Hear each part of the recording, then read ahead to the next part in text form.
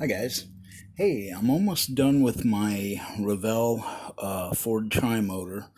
I put decals on and I did them with the wing off the airplane, and I'm glad I did. Um, because with this corrugation, they're kind of tough to work on. I used decal set and a paper towel and tried to get them to sit down in there as good as I could. And I'm going to clear coat over them just to make sure that they don't come off. But it turned out okay. One thing I'd do different if I had the chance is do this decal. See if I can get it to focus. There are three gauges right there. Three gauges on top of each other on that inner engine pod. I don't know what gauges they are. I think one's an oil pressure, and um, they're main engine gauges. And anyway, I'm glad I put them on without the plane, gluing it all together.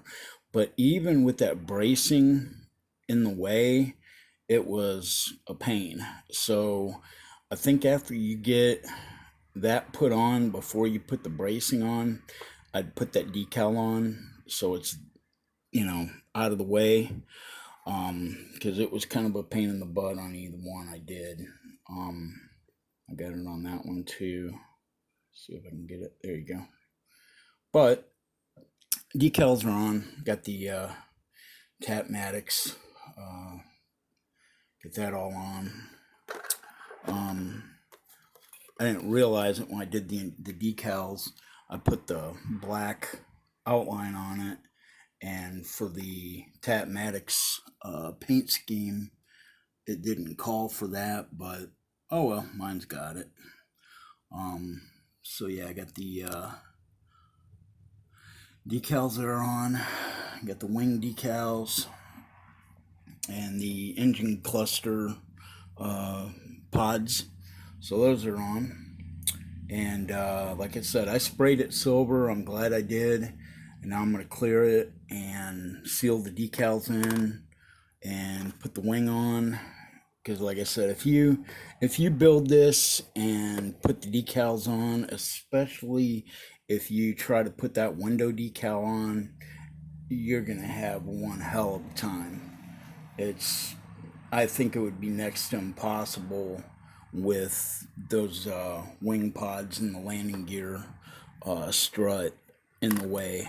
So I definitely try to do it this way. I mean, the way I did it wasn't perfect, but I think it saved me a lot of headache. In the meantime, like I said, especially with those three little gauges down in there. But okay, well, I'm to the point now where I'm gonna clear it and glue the wing on it. Put the windows in. Oh, that's something else I wanted to cover. When you're trimming out the inside of the cockpit, towards the very back, there's two little tabs, one on each side. Don't cut those off when you're cutting the flash off, because those are to catch your cockpit glass, canopy glass. So make sure when you're trimming up the inside of the cockpit area not to cut those two little tabs at the furthest part off, because otherwise you might have a problem getting your cockpit glass to seat right. Um, Boy, this is an older kit. I didn't use the snow stuff and the Eskimos and that, but on the one, I can't get it to focus in. There it is. The one ski, Revell Incorporated, 1956, China. God, I didn't know we were exporting model kits to China in 1956, but that's an old ass mold. And I'll tell you what, guys, for this being a 1956 mold, this model actually isn't that bad. It's got a little bit of quirkiness to it. You know, your seams and stuff like that. It's got a little bit of flash to it, but overall, for being a 1956 mold, I'm pretty happy with it. And like I said, I just like tri-motors anyway. They're a cool airplane, and seeing one in person before really, it's amazing that something designed in, I think, God, what were they, 19? They were built like 1928 to 1932, I think, something like that. And I mean, it's just crazy that, you know, a car company made basically the first passenger airplanes. And I was watching a story about these the other day. Also, Henry Ford was the one that was responsible for the first tarmacs at airports and stuff, along with, you know, the Ford Trimotors being the first basic passenger aircraft that were dedicated, had dedicated seats inside it for passengers instead of people just riding on mail pouches and mail bags. So, pretty cool little history there about Henry Ford.